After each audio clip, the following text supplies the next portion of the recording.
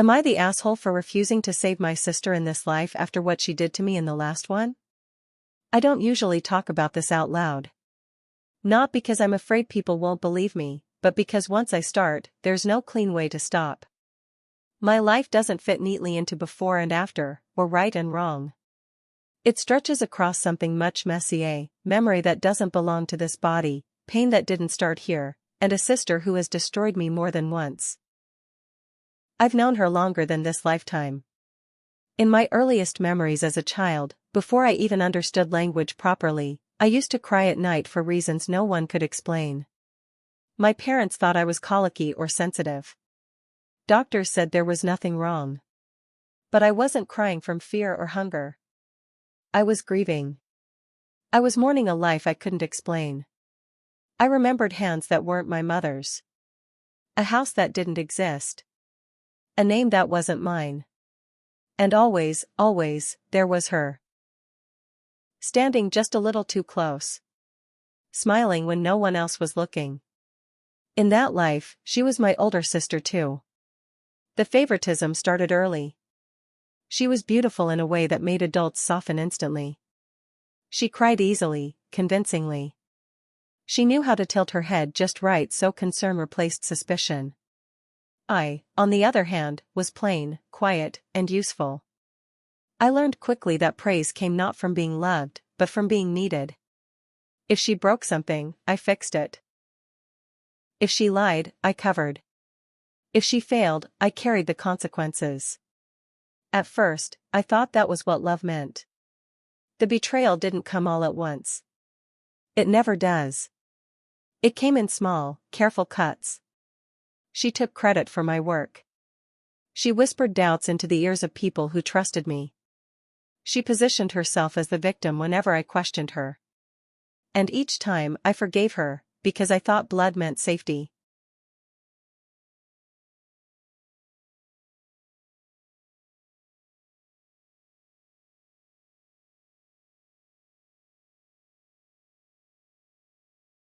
We were close in the way people envied. I was the quiet one, the reliable one. She was charming, ambitious, magnetic. People gravitated toward her, and I stood just behind, cleaning up the messes no one else saw. I loved her. Unconditionally. That was my mistake. I was engaged back then.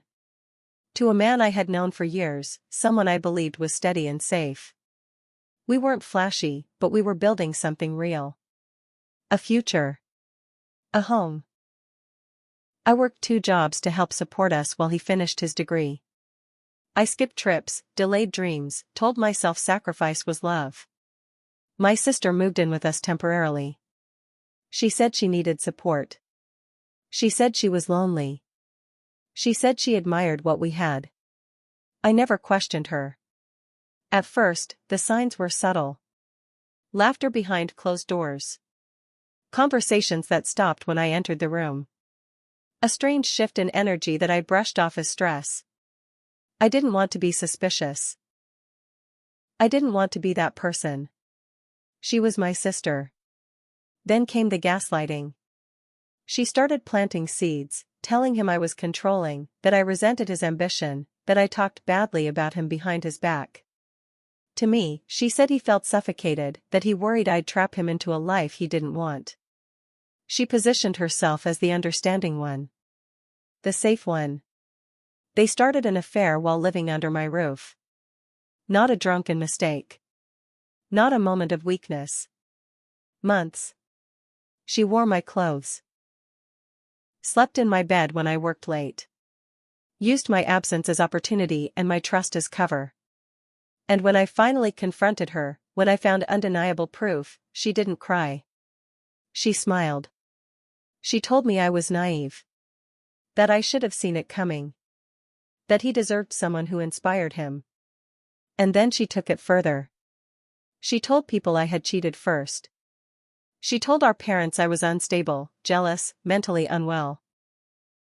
She told mutual friends that I fabricated the affair because I couldn't handle being left.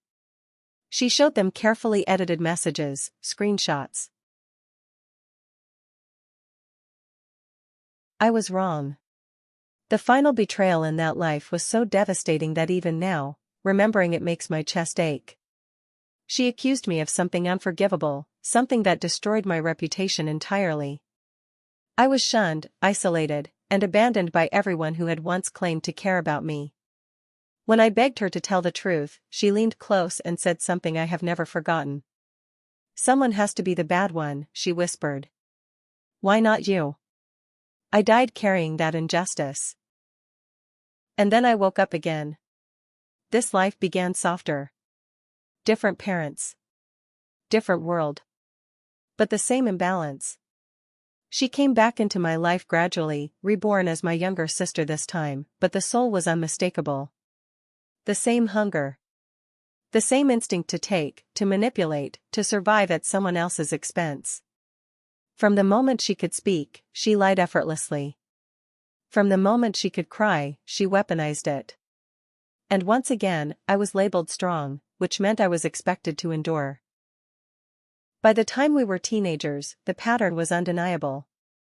She sabotaged friendships, stole opportunities, and painted herself as misunderstood while quietly dismantling anyone who got too close to her truth. I watched it all with a strange sense of déjà vu, not surprise, but recognition. I promised myself I wouldn't die for her again. But promises are easy to make when the test hasn't arrived yet. The test came when she ruined her life. Not accidentally. Not unfairly. Thoroughly. She had lied, cheated, manipulated, and stolen her way into a mess so deep that charm couldn't save her. And just like before, she came to me. Crying. Desperate. Apologetic in all the ways that sounded right. She asked me to help her cover it up. She asked me to sacrifice myself again. I looked at her and realized something terrifying and freeing at the same time. What actually caused her downfall in my second life wasn't fate or coincidence. It was exposure through repetition. Because once my internal system shut down, her behavior didn't magically change, it simply became visible. The first crack appeared after she interfered in my relationship. She didn't just whisper doubts. She sent him screenshots, real messages I had sent her, stripped of timestamps and context, cropped to look like conversations with someone else. She told him I confided in her because I felt guilty. She claimed she tried to stop me, that she begged me to be honest with him. She cried while telling the story. He believed her. When we broke up, she expected gratitude. She framed it as protecting me from myself, saving me from getting hurt later. She even told mutual friends she had stepped in because things were unhealthy. But this time I didn't cover for her. I didn't reassure him she meant well. I didn't soften the story for friends. I didn't tell people to stay out of it. I told the truth, calmly, consistently, without emotion. And then I stopped engaging. That was the first time her narrative didn't fully stick. A few weeks later, she tried the same tactic at work. She had a conflict with a colleague, missed deadlines, incomplete work she had promised to deliver. Instead of taking responsibility, she told her manager the colleague was sabotaging her, withholding information, intentionally making her look incompetent. Normally, I would have helped her draft emails. Frame timelines. Fill in gaps. Make it sound plausible. I didn't. Her complaint went in raw. HR asked for evidence. She couldn't provide it. The colleague produced receipts, email chains, timestamps, task trackers showing exactly where responsibilities had been dropped. She was given a formal warning. That had never happened to her before. She panicked. She started calling me late at night, frantic, talking in circles, rewriting the story over and over like she could still make it make sense if she found the right angle. I listened once. Then I stopped answering. That's when things started getting messy, visibly messy. She tried to lean on friends the way she used to lean on me. But without me pre-smoothing relationships, people experienced her behavior directly. They noticed how every story cast her as the victim. How blame always landed somewhere else. How facts shifted depending on who she was talking to. One friend confronted her about a lie she told, something small but provable. She doubled down. That friend cut her off. Another friend overheard her telling two completely different versions of the same incident at a party, one blaming a coworker, one blaming a supervisor. Word spread. She started losing social footing fast. Then came the financial mess. She borrowed money from two people at the same time, telling each of them she needed it for a different emergency. One said it was for rent. The other said it was for medical bills. They talked. She was confronted. She accused them of teaming up against her. They demanded repayment. She couldn't pay. At this point, she came to me again. This time not dramatic, desperate. She wanted me to co-sign a loan.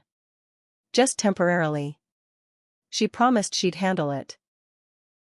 In my first life, I would have done it without thinking.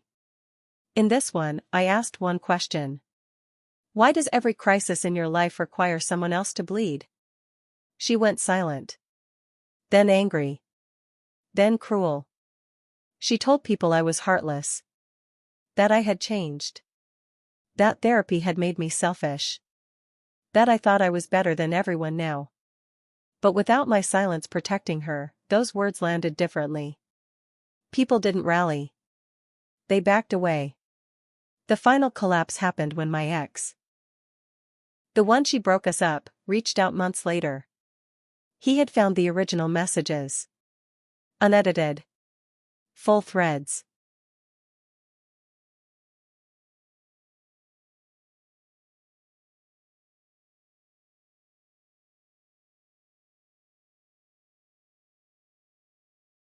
Recovered through backups. The timestamps didn't match her story. He confronted her. She denied it. He showed proof. She exploded, screaming, crying, accusing him of obsession, saying I had manipulated him. He walked away. And he didn't keep quiet. By then, her reputation was already unstable. This didn't destroy it, it confirmed it. That's the part people don't understand. Her downfall wasn't one dramatic moment. It was a pattern exposed when no one was intercepting the damage anymore. By the time she came to me asking for help one last time, she wasn't asking for forgiveness. She was asking for me to resume my role. To lie convincingly. To carry consequences. To absorb blame. To be the system that kept her functional. And that's when karma finally stopped being abstract. That's when it stood in front of me. And asked its question. She asked me to help her cover it up. She asked me to sacrifice myself again. I looked at her and realized something terrifying and freeing at the same time. This wasn't karma coming for her. This was karma asking me a question. And for the first time across 2 lifetimes, I answered differently. I said no. I said no, and for a moment, the world felt unnaturally still. She stared at me like I had spoken in a language she didn't understand. In both of our lives, refusal had never been part of the script. I was the constant. The safety net. The one who absorbed the damage so she could keep moving forward without consequence. My refusal wasn't just unexpected, it was impossible. What do you mean, no? She asked, her voice cracking in a way that would have convinced anyone else. I'm your sister. That sentence had ended every argument in every lifetime.